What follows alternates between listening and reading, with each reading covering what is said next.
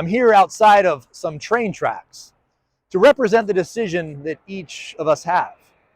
We're on the tracks of life. A train is coming, and we will either step off of the tracks to safety, or we'll stay on the tracks and die. Each of us are faced a decision to either walk with the Lord, to either enter the ark, as we are in Genesis talking about the ark and the flood.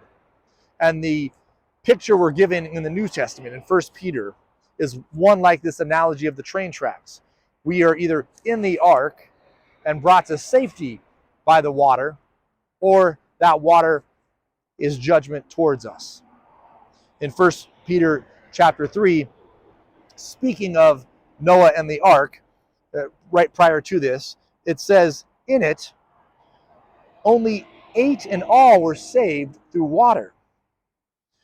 And this water symbolizes baptism that now saves you. Not the removal of dirt from the body, but a pledge of a clear conscience towards God. It saves you by the resurrection of Jesus Christ, who has gone into heaven and is at God's right hand, with angels and authorities and power in submission to him. So as we see in 1 Peter, he's saying the water symbolizes something deeper for us. It symbolizes salvation. Just as it brought salvation to Noah in the ark, it took the ark and raised it up and brought him to dry land once it receded, and he lived.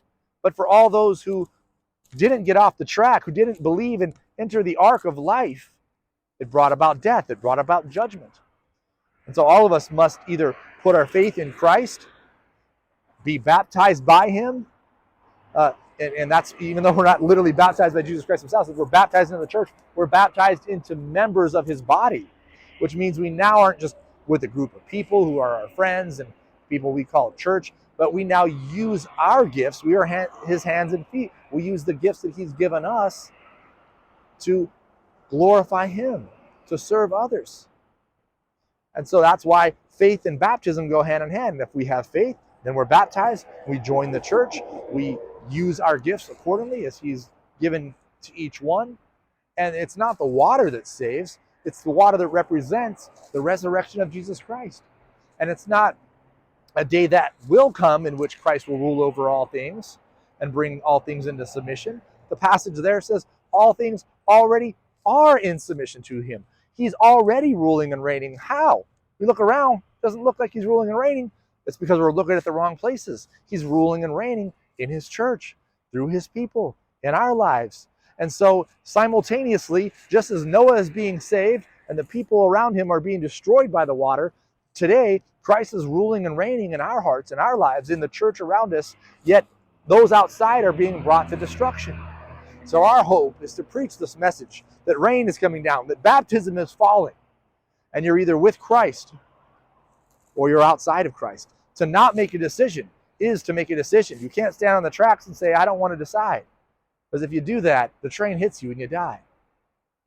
So may we decide to live for Christ. May we decide to raise our family in the ways of the Lord.